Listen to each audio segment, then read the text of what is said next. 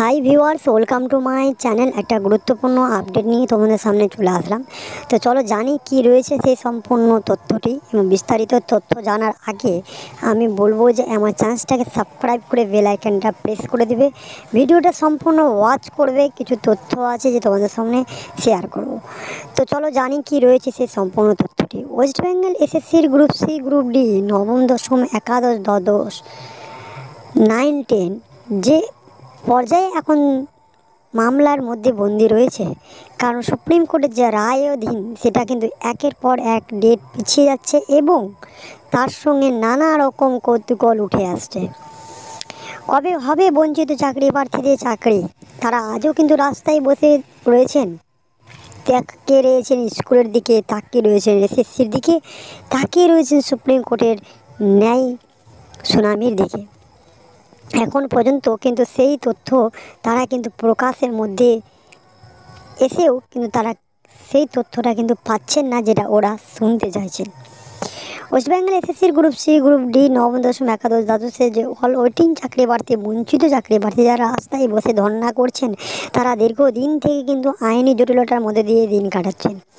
এর আগেই সে সমস্ত মামলার তথ্য কিন্তু দেওয়া রয়েছে। যারা এখন পর্যন্ত জানো না, শুনুনি, তারা আমার চ্যানেলে যে ভিডিওটা ওয়াচ করতে পারবেন। অনেক তথ্য দেওয়া রয়েছে, কি হয়েছে তার আগের সুনামিতে সে সম্পূর্ণ তথ্য দেওয়া রয়েছে। কিন্তু আজকে কোনো সুনামি নিয়ে কথা হবে না। আজকে শুধু এইটুকু তথ্যটা আমি তোমাদের সামনে নিয়ে আসলাম, যেটা পেলাম সেটা হচ্ছে যে এই আজকের ডেটটা হচ্ছে মার্চ মাসের একটা 9 তারিখ।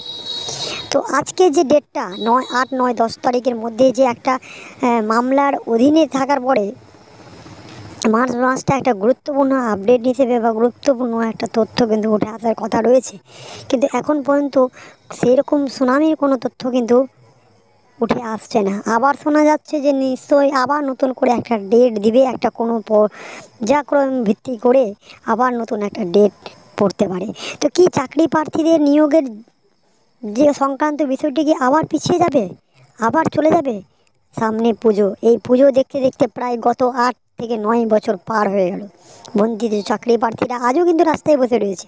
আর যারা চাকরি করছেন, যেসব চাকরি প্রার্থীরা রয়েছে, তারা কিন্তু আজও বিদ্যমান সেই চাকরি পর্যায়ে। অথচ নানা রকম রিপোর্ট উঠে এসছে, এর আগে চাকরি বাতিলও হয়েছিল, আবার তাদেরকে যোগ্য বলে চাকরিতে জয়েনিং করানো হয়েছে। তো যেসব তথ্যগুলো উঠে আসছে এবং যেসব মেটা ডেটা থেকে এগুলো যেসব তথ্যগুলো পাওয়া যাচ্ছে, অল ওয়েটিং চাকরি প্রার্থীদের নিয়োগের যে তথ্যটা, সিবিআই রিপোর্টের যে তথ্যটা, তো কোনটা রিপোর্টকে ভিত্তি করে অল ওয়েটিং চাকরি প্রার্থীরা চাকরি পাবেন, সেটা হচ্ছে এটা গুরুত্বপূর্ণ বিষয়। সবাই আশা করে তাকিয়ে রয়েছেন যে আমার চাকরি হবে, আমার চাকরি হবে। কারণ কেন, যে সবাই কিন্তু অল ওয়েটিং চাকরি প্রার্থীর মধ্যে লিস্টে পড়েছেন। অথচ বিভিন্ন বিভিন্ন দূর জায়গা থেকে যাচ্ছেন ধর্ণা করতে, আদালতে কেস লড়াই করছেন। দীর্ঘদিন সময় কিন্তু তারা পার করে দিয়েছেন সেই ধর্ণা মঞ্চের দিকে। বয়স হয়েছে, কোনো রাস্তা নেই আর। অথচ চাকরি ছাড়া কোনো কিছু নাই, ন্যায্য বিচার তাদের দরকার, কিন্তু যেটা ন্যায্য বিচারটা এখন পর্যন্ত তারা কিন্তু পাচ্ছেন না।